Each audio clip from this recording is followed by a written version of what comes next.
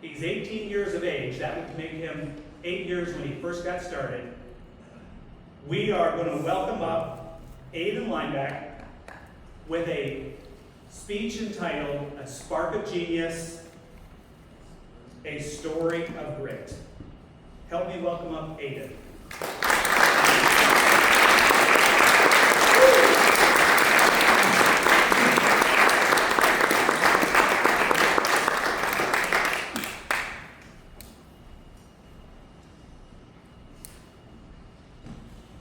Most people hear the name Thomas Edison.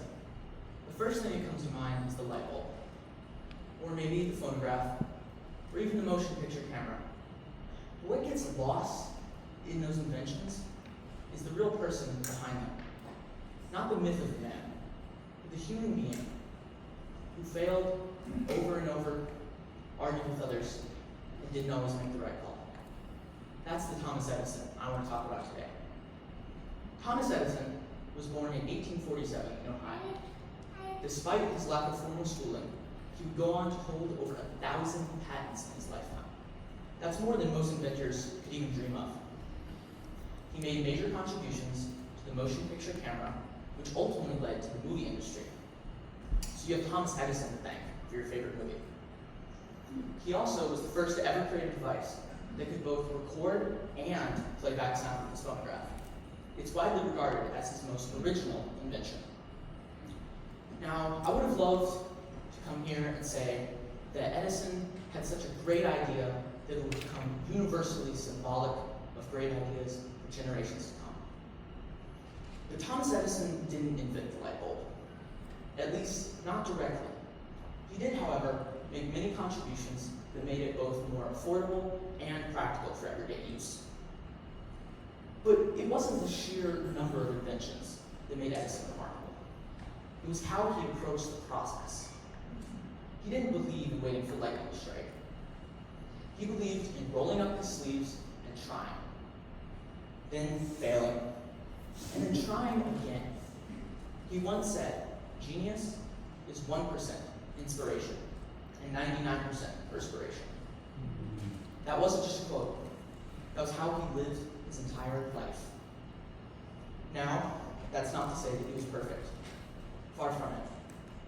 He was known to be competitive, stubborn, and sometimes unfair, especially when it came to other inventors such as Nikola Tesla.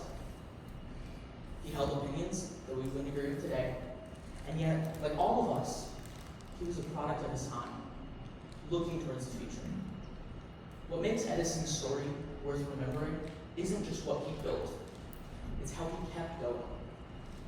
Even when people doubted him, even when failures piled up, there's something deeply human in that.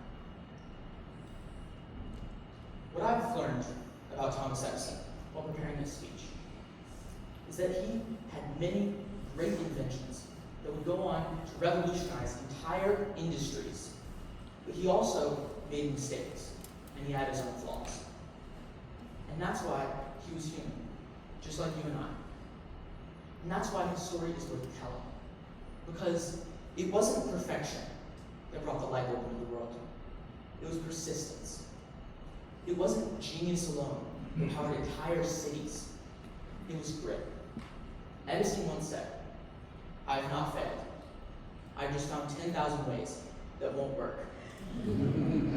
That mindset of refusing to give up, of pushing forward despite failure, is something we can all learn from. I hope you take away that we don't need to be perfect to do something great. We just need to keep going. And in that sense, Edison's story isn't just history. It's a reminder of the power of perseverance in all of us. I want to leave you with one last quote from Thomas Edison. "An average American loves his family. If he has any love left over for some other person, he generally selects Mark Twain."